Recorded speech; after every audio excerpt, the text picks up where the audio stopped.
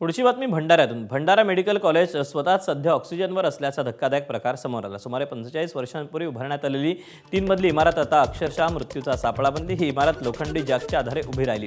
अशा धोकादायक इमारतीत शेकडो रुग्णांवर उपचार सुरू आहेत। लोखंडी सळया पूर्णपणे गंजलेल्या आणि उघड्या पडलेल्या दिसतात। सार्वजनिक बांधकाम विभागाने या इमारतीला पडण्यापासून वाचवण्यासाठी विविध ठिकाणी लोखंडी जॅक लावून आधार दिला आहे।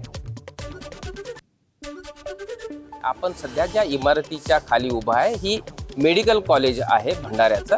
एक साधारणतः 45 वर्षापूर्वी या इमारतीची निर्मिती झाली आणि इथे भंडारा जिल्हाच नव्हे तर लगतचा मध्य प्रदेश असो, छत्तीसगड असो आणि अन्य जिल्ह्यातूनही मोठ्या प्रमाणामध्ये नागरिक रुग्ण इथे उपचारासाठी येत असतात। या इमारतीला आता अशा पद्धतीच्या लोखंडी रॉड लावून हिला आधार देण्यात आलेला आहे। या इमारतीमध्ये दररोज हजारो रुग्ण उपचारासाठी येत असतात। मात्र खरोखरच नागरी सुविधांसोबतच रुग्णांच्या आरोग्याच्या दृष्टीने किंवा कुठलाही जीवितहानी होणार नाही याबाबत खरोखरच या इमारतीतल्या खांबांकडे बघितल्यानंतर लक्षात येईल का असा एक प्रश्न आता उपस्थित होऊ लागलेला आहे।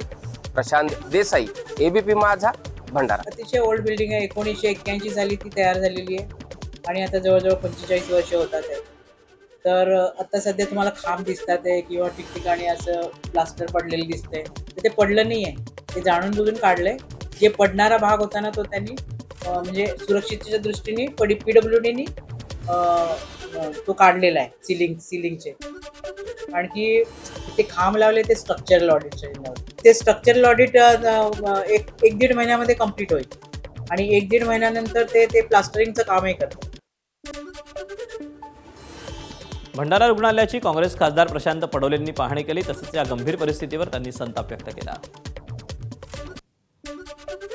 भंडाऱ्याचा मेडिकल कॉलेज हा दयनीय अवस्थेमध्ये आहे, जीर्ण अवस्थेमध्ये आहे, ऑक्सिजनवर आहे। त्या बिल्डिंगमध्ये पेशंट ट्रीटमेंट घेतोय की मारायला जातोय हा एक प्रश्नचिन्ह निर्माण झालेला आहे।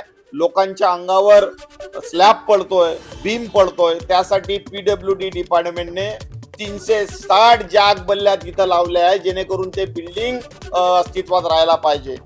माननीय मुख्यमंत्री साहेब या गोष्टीकडे आपण लक्ष द्यावा। पूर्ण नवीन बिल्डिंग बनली पाहिजे, ना की त्याची लिपापोती झाली पाहिजे। एबीपी माझा, उघडा डोळे बघा नीट।